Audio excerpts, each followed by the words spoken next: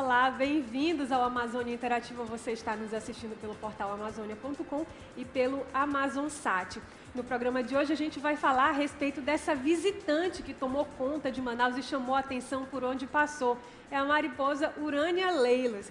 A matéria que a gente fez a respeito dela foi disparada, a mais acessada do portal e com certeza vai entrar para a história como uma das mais acessadas. Para vocês terem uma ideia, só no Facebook já teve 23 mil curtidas. Gente, é muito acesso, vocês gostaram bastante e, lógico, a gente não podia falar a respeito de outro assunto no Amazônia Interativa dessa semana, a não ser essa mariposa aí que a gente apelidou de passageira. E sem mais delongas, a gente recebe hoje o biólogo Francisco Felipe Xavier do INPA, que foi justamente quem eu entrevistei para fazer essa matéria. Francisco, bem-vindo ao Amazônia Interativa. Bom dia. Então, eu vou começar pedindo que você faça aquela diferenciação básica, porque você já falou que é uma mariposa, mas tem muita gente confundindo com borboleta, a Urânia Leilos. Qual é a diferença entre uma mariposa e uma borboleta? Bem, o grupo de lepidópteros é uma grande ordem de insetos. Os insetos são uma classe de animais que tem mais de 1 milhão de espécies conhecidas. E as lepidópteras, que são mariposas e borboletas, são aproximadamente 180 mil espécies descritas para o mundo inteiro. A região amazônica tem uma riqueza muito grande de lepidópteros, então existe uma confusãozinha em termos de mariposa ou borboleta. Isso é mais a parte de linguagem. Em português, as pessoas utilizam borboletas, aquelas insetos lepidópteros que voam de dia, e mariposas que voam à noite. No entanto, isso é somente uma classificação visual, porque nós temos 10% de espécies de lepidópteros, aproximadamente 18 mil, são diurnas, que são as borboletas. E as noturnas são grande quantidade de espécies são noturnas, que são as mariposas que são noturnas. Mas existem exceções, existem mariposas que são diurnas, aproveitaram essa situação do ambiente diurno para reproduzir, para ter o seu hábito de vida. E a Urânia Leilos é uma dessa. Uma das características principais é a observação da morfologia do inseto, do corpo do inseto.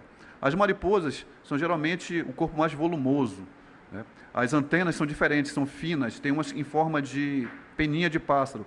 E as borboletas não, são mais magrinhas, são mais delgadas. O corpo é magrinho, as antenas são um filamento, igual um cabelo com uma bolinha na ponta. E a coloração, geralmente a mariposa tem a coloração escura, opaca, porque é um inseto noturno, e as borboletas são uma cor vibrante, viva, amarelos, azuis, e a Urânia Leilo, como é diurna, uma mariposa diurna, ela tem esse metálico que chama a atenção, que nada mais é do que um aviso que ela é um tipo de lepidóptero que se alimenta de plantas venenosas. Olha, então mesmo. É um indicador de que se o pássaro ou o predador já está com uma vez, ele não vai comer mais. Ele já sabe. Já sabe, é um alerta. Perigo. É um alerta. Então aquela história da asinha que fica aberta e a asinha que fica fechada não faz sentido.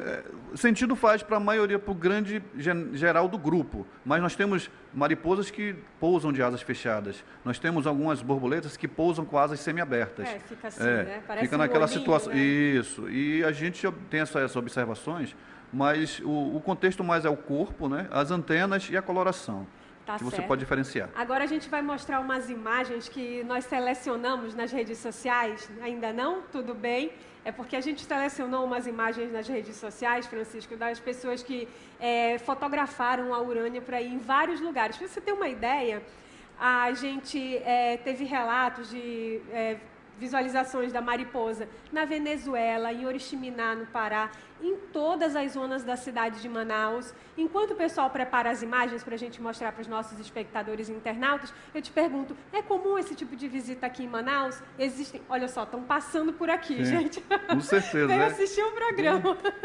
Com certeza. É comum esse tipo de visita aqui a Manaus? Ou elas sempre passam e a gente que não percebe? Bem, a visita ela é comum. Todos os anos essa mariposa diurna ela faz esses deslocamentos, mas o que é observável agora é que nunca foi observado, pelo menos pelos meus estudos, pelas observações e por alguns relatos, é a quantidade de exemplares que você vê voando durante o dia, há mais ou menos umas 3 ou 4 semanas, todos os dias, grande número de exemplares. Isso. E que quando um determinado grupo de animal ou inseto chama a atenção da população pela sua quantidade, é uma coisa fantástica, é uma situação que, no meu ver, é pontual. Talvez aconteça daqui a 6, 8, 10, 15 anos. Tem vários fatores que propiciam isso. Certo. É uma curiosidade que surgiu, que os apresentadores aqui do Amazon Site pediram para eu te perguntar, é o seguinte: tem essa quantidade muito grande de mariposas por aqui, pode ter essa visita em grande quantidade, pode ter alguma coisa a ver com mudanças climáticas? Porque, olha só, quando eu te entrevistei, você me falou que as mariposas, as borboletas, elas são importantes porque são polinizadoras também. Aí não tem aquela história de que as abelhas apontam para a gente como é que como é que estão as condições climáticas e tudo mais? Essas coisas têm ligação? Bem, o planeta Terra ele é composto... Olha só, enquanto você fala, as imagens estão sendo exibidas, olha só. Ok, olha a Urânia, a Leidos. Essas migrações, elas são partes do relógio biológico do inseto ou do animal. Pode ser por fatores climáticos, fatores biológicos ou fatores de busca de novos locais para alimentar a reprodução. A Terra ela é feita, nos milhões de anos de existência da Terra, ela é feita de ciclos. E os animais que já estão muito mais tempo antes de nós aqui no planeta, eles se adaptam a essa situação de mudanças de clima ou de mudança de ambiente. O que a gente percebeu no ano passado foi um verão muito, muito longo e seco, né? Com pouca chuva, e pode ter sido um dos fatores para elas se agruparem em determinados lugares, virarem adultos e deslocarem para outro onde tem o seu ambiente de reprodução, um ambiente de reprodução e alimentação. Isso que o Francisco está falando é muito importante, inclusive foi tema de muitas matérias no portal Amazônia. A estiagem se estendeu por um longo período de tempo por causa do El Niño, mas Roraima já vinha passando por uma estiagem um pouco mais severa, já vem passando, né, há 2 anos. Exemplo disso é o Rio Branco. E é justamente dali que a gente acredita que elas estejam vindo, né? Sul da Venezuela, norte de Roraima. Positivo. Essa situação da estiagem em Roraima foi uma coisa que tem que ser observada com cuidado e os órgãos, as autoridades têm que cuidar com mais carinho dessas situações climáticas. A Urânia, os insetos, eles são extremamente adaptáveis. Eles estão há milhões de anos aqui no planeta Terra. E o que acontece se o ambiente não está bom, eles migram. E essas mudanças climáticas, elas proporcionam essa alteração de comportamento, fazendo com que eles procurem lugares melhores. O problema é que, quando os seres humanos se originaram na Terra, eles começaram a utilizar os recursos naturais de uma forma muito intensiva. E aí muda determinadas situações que alguns animais ou plantas não conseguem se adaptar e acabam se extinguindo. Agora, tem insetos que se adaptam facilmente e conseguem mudar para outros lugares. Mas, como eu volto a frisar, pode ser que nesses ciclos de terra, de clima, de procura de novo alimento, aconteçam essas migrações. Porque nós temos informações de migrações de outros grupos quando o planeta ainda estava bem saudável, né? Bem saudável, de grupos de mariposas, borboletas, e os pássaros são exemplos melhores para isso, mas de regiões mais frias. Né? Entendi. E Manaus reúne condições para acolher, digamos assim, esses visitantes todos os anos? Pode ser que a gente veja isso com mais frequência, Francisco? Olha, Manaus é uma cidade que o entorno da cidade são florestas. Essas florestas são extremamente importantes para que esses insetos, não só esses insetos, outros grupos de animais e plantas que ocorrem nessa região, onde existe essa riqueza biológica, seja mantido corredores e áreas verdes para que seja feita essa manutenção. E a parte urbana da cidade, ela oferece condições boas para que essas mariposas utilizem esses pontos de florestas, fragmentos de florestas, árvores, até pequenos sítios e áreas verdes, inclusive nessa região aqui da estrutura da rede amazônica, oferece essa... A gente tem um bosque aqui, vizinho do INPA, o INPA está aqui do outro lado. Temos a floresta da universidade, que é importantíssima para a manutenção, área de descanso, para esses que estão dispersando, migrando, e para aquela fauna que ficou isolada ali pelo crescimento urbano da cidade de Manaus. Então, é muito importante a manutenção desses corredores, desses fragmentos florestais. Importantíssimo, importantíssimo. E não só por causa dela, né? A gente também tem aqui uma outra espécie, mas aí não é migratória, né? É nossa mesmo, o sauí, né? Que precisa muito. O sauí, né? de coleira, né? Que a gente conhece um pouco pela experiência de observação, mas que ela é extremamente vulnerável porque o ambiente dela é pequeno. Exato. E ela uma situação, um pouco partindo para essa situação de macacos, que é um outro parte da biologia, endêmico, ele só existe nessa região. Uhum. Se essa região desaparecer, ele desaparece e é uma perca imensa, quando se um animal é extinto, ou uma planta é extinta no contexto de diversidade. É uma perda inestimável. Tá certo.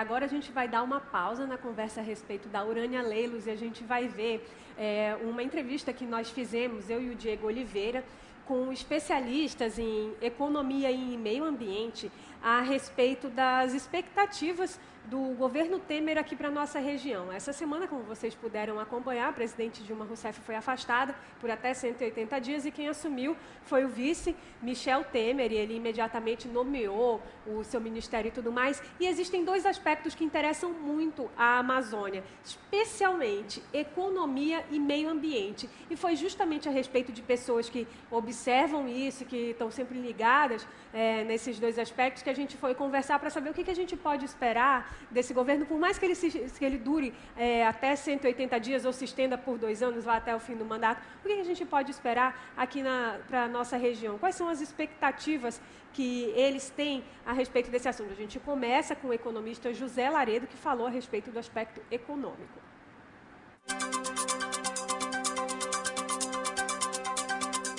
Perspectiva na economia, ela pode ocorrer mais rápido do que se esperava, porque a credibilidade, ela corre em paralelo com a ordem jurídica. Não adianta o país ter um ordenamento jurídico com as instituições funcionando se as agências de risco internacional estão rebaixando o risco Brasil, colocando o Brasil na lista dos mal pagadores. Então, quando nós temos assumindo o Ministério da Fazenda um economista do porte de Henrique Meirelles, que já teve uma experiência de 8 anos como presidente do Banco Central e é ex-presidente mundial do Bank of Boston, um homem de caráter ilibado, de competência reconhecida internacional, isso pode dar uma mudança rápida na credibilidade do país. E, portanto, todos os projetos de investimentos que estavam paralisados, que poderiam vir para o Brasil e que não vieram por causa das perturbações políticas, poderão vir com mais rapidez do que se espera, porque o potencial econômico do Brasil é muito grande. Não, com certeza pode haver piora, se não houver entendimento de que a manutenção desse modelo na base do incentivo fiscal deva permanecer. Nós temos debatido com alguns economistas, inclusive há umas 3 ou 4 semanas, o CIAM promoveu um debate que veio o economista Marco Lisboa e a Zeina Latif. Especialmente o colega Lisboa, ele é peremptoriamente contra a manutenção de incentivos fiscais por parte do governo federal. Ele acha que isso foi feito de forma muito generalizada e que criou um custo extra para o país. Nisso ele inclui a Zona Franca. Nós já debatemos com ele em que esse conceito de renúncia fiscal ele é discutível. O fisco falar em renúncia fiscal em relação a uma fábrica que não existe hoje, que ela só existiria e só vem para cá se tiver benefício fiscal futuro em função dos investimentos que ela fizer por conta própria, o governo não coloca $1. Então, esse conceito de renúncia fiscal, nós debatemos com ele que ele não se aplicaria a um projeto Zona Franca que é na base da expectativa de usufruto futuro dos incentivos, e é um projeto que está hoje comprovadamente associado à preservação ambiental, porque na medida que nós temos indústrias não poluentes aqui, elas contribuem para a manutenção da preservação, tanto é que entre os estados da Amazônia, Rondônia, Roraima, Acre, nós temos o nível de 2 a 3% de desmatamento em relação a 24, 28, 22 dos demais estados. Então, esse modelo industrial que temos aqui, ele também ajuda, com certeza, a manutenção dessas florestas e rios. Portanto, esse custo adicional que nós temos, que tem que ser monetizado, esse custo, de manter a floresta preservada, e enquanto isso nós tratarmos das nossas vidas, termos nossos negócios e trabalharmos sem contar com desmatamento, é um encargo adicional que tem que ser remunerado e compensado na relação de manutenção ou não do modelo. E, acima de tudo, nós temos que ter vamos dizer, um choque de gestão no modelo, porque hoje o modelo do desenvolvimento ele é baseado no contrato de risco, tá? Tudo é por conta do empreendedor. Ele traz máquina, equipamento, tecnologia, instala a linha de produção e começa a produzir. O governo coloca $1. E quando a empresa emite a primeira nota fiscal, o governo recolhe uma parte dos tributos que não são isentos. Então, do ponto de vista de negócio, é um bom negócio para o governo estadual, federal e municipal a vinda de uma fábrica para cá. Tá? Além da preservação ambiental que eu comentei antes, né? Então, precisa também nós darmos um choque de gestão no modelo para integrar mais as agências que comandam o modelo.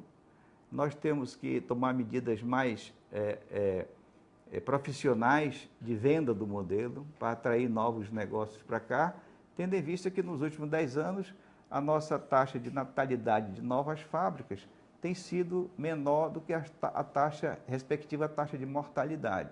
O que isso indica? Indica que nós devemos fortalecer o marketing do modelo para atrair novos negócios.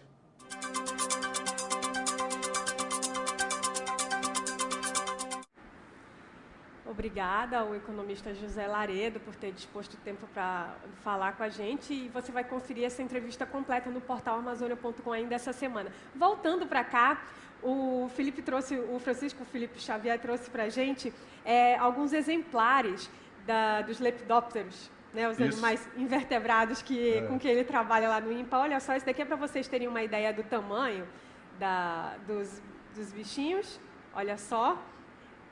Aí a gente também fez umas imagens em detalhes, tá aí as imagens em detalhes para vocês verem, pode comentar. Bem, a imagem anterior é a nossa passageira, a nossa visitante, a Urania leilos, temos 2 exemplares ali.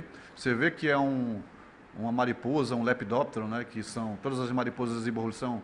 É um inseto muito bonito, uma mariposa muito bonita, a coloração dela é viva, metálica, exuberante, chama atenção, né? Que é de inseto diurno, né? Chama atenção. Até hoje eu não vi inseto feio. Isso é espetacular. Eu adoro essa mariposa. Existem outras espécies em outros lugares do mundo, mas a Urania leilos ela é uma passageira, uma visitante da nossa fauna, que ocorre aqui também, né? A gente tem que dar os créditos, né, a quem apelidou ela de passageira, né? Que foi pois o Anselmo da Fonseca, veterinário. Um abraço. E um excelente fotógrafo lá do INPA. Um abraço forte. Vamos passar para a próxima imagem, gente. Esse exemplar aí é uma Istoris odius, é um nifálido, um lepidóptero diurno. Você vê que a coloração é bem clara e você observa que as antenas são fininhas, tem um aspecto de antena diferente das mariposas, coloração viva e o corpo não é tão volumoso quanto das mariposas. Mas é uma mariposa. Essa é uma borboleta. Ah, é uma borboleta. Ela é diurna, coloração brilhante. Já errei coloração brilhante. Vamos ver outra. Uma mariposa, você vê, observa que é preto e branco, coloração básica para escuro, não precisa, durante o dia elas ficam pousadas na penumbra da floresta, nos troncos de árvores, muito bem falado, e ela não precisa de coloração viva, tem menos brilho, sai à noite, as antenas são muito mais longas, o corpo muito mais volumoso, e a coloração é que diferencia bastante as noturnas das diurnas. Fantástico. Mas não esqueçamos que a Urania leilos é uma mariposa diurna, tem a coloração viva, metálica. Exatamente. Tem mais uma, gente? Outra borboleta diurna, essa aí é muito interessante, né? Ela é bem visualizada logo que inicia o verão amazônico, quando os rios começam a baixar. Ela forma grandes grupos em busca dos sais minerais que ficam nas margens dos rios, que começam a secar. Então são grupos enormes, inclusive um naturalista na região de onde é Belém hoje em dia, que era uma cidade muito menor, com menos de 3 mil habitantes, olha só, lá pelas idas de 1800, ele observou um grupo que levou dias. Ele não especificou a quantidade, mas eram muito mais do que milhões. Então, fantástico. Esse é mais observável, é uma borboleta, é diurna e é mais fácil de ver. Tá certo. Agora a gente vai dar mais uma pausa na conversa a respeito das mariposas e borboletas e a gente vai ouvir o que o professor Henrique Pereira, que é ecólogo, professor da Universidade Federal do Amazonas, mas que também tem uma experiência muito grande como gestor ambiental, ele já foi do IBAMA e tudo mais, falou a respeito do que a gente pode esperar, quais são as expectativas a respeito de meio ambiente no governo Temer.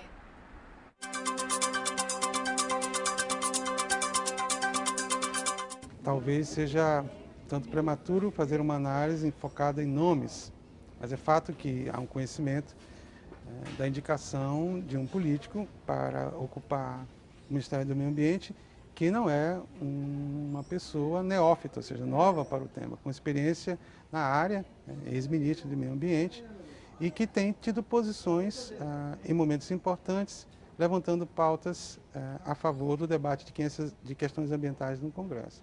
Então é um ponto positivo ter como a figura à frente de uma pasta ministerial com conhecimento técnico da área. Agora, também seria ingênuo supor, né, que a pessoa de um ministro vai ter a força suficiente para tornar aquela pasta uma questão central ou prioritária para um governo tampão.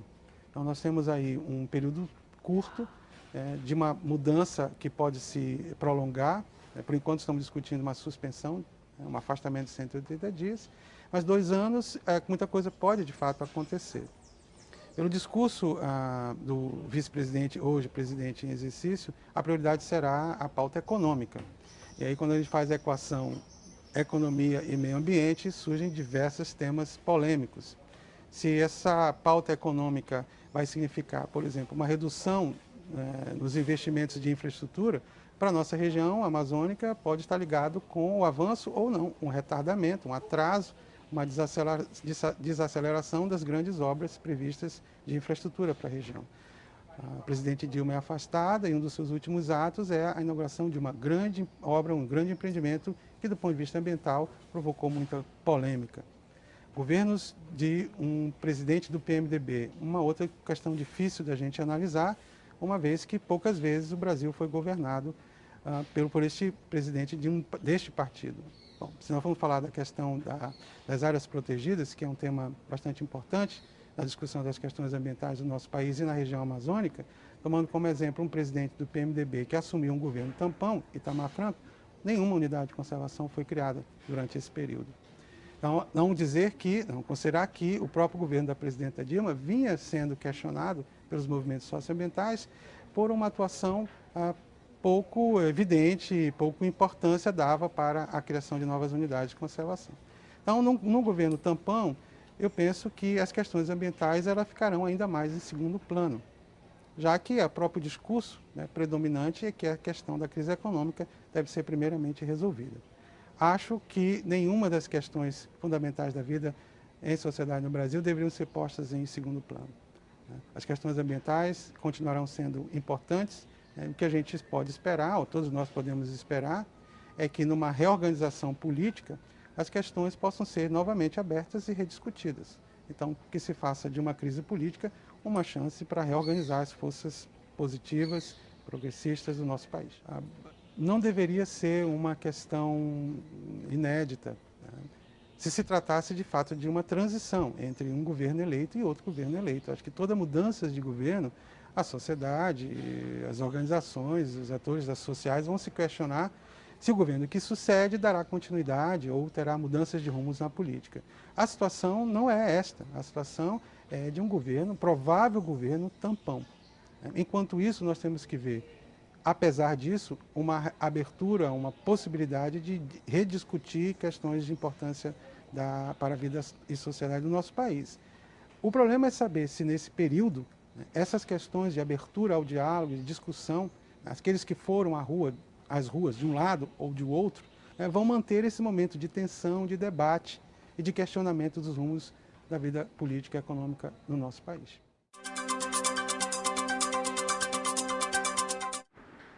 Obrigada, professor Henrique Pereira. E agora tem as 5 mais.